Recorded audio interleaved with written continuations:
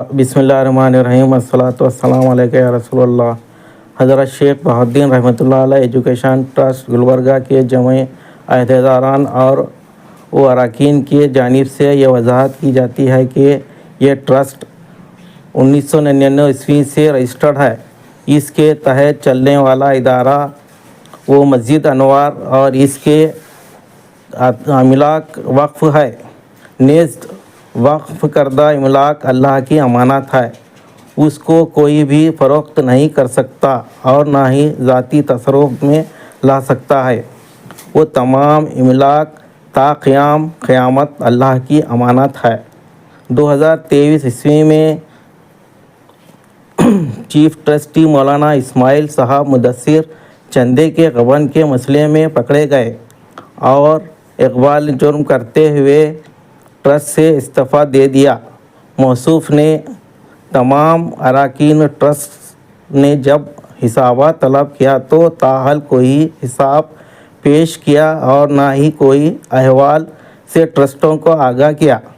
تمام اراکین ٹرسٹ کو ہمیشہ اندھیرے میں رکھا۔ مولانا اسماعیل صاحب مدثر عوام الناس کو گمراہ کرتے ہوئے فرما رہے ہیں کہ فاروق صاحب پنجہ، قیام الدین پنجہ، نظام الدین صاحب وادی اور ان کے ماموں عبدالسلیم صاحب بہادر جبراً استعفیٰ وہ ڈاکومنٹس طلب کیے ہیں، سراسر غلط ہے۔ مولانا اسماعیل صاحب مدثر خود ٹرسٹی کے مکان پہنچ کر ڈاکومنٹس دے دیا ہے، نیز توبہ نامہ بھی دے دیا ہے۔ سر، مسجد انور کے نام سے بلکہ گلبرگہ شہر نے آطرف کے گلبرگہ کے جتنے بھی شہر ہیں وہاں پہ چندہ کیا جا رہا ہے۔ ایز اے ٹرسٹی ممبر کیا آپ کو اس کا علم ہے؟ نہیں ہے، علم نہیں ہے، اس بات کا قطعی علم نہیں ہے ہم کو، اور بلکہ انہوں نے یہ ہمیشہ اسی طریقے سے کیے ہیں کہ سارے ٹرسٹیوں کو بغیر علم رکھے کے ہر کام کرتے گئے ہوئے ہیں۔ اسی لیے ہم سارے کے سارے لوگ ان سے مطمئن نہیں ہیں، بلکہ ان کے خاندان کے کوئی لوگ نہیں ہیں، ان کے والد بھی ان سے مطمئن نہیں تھے۔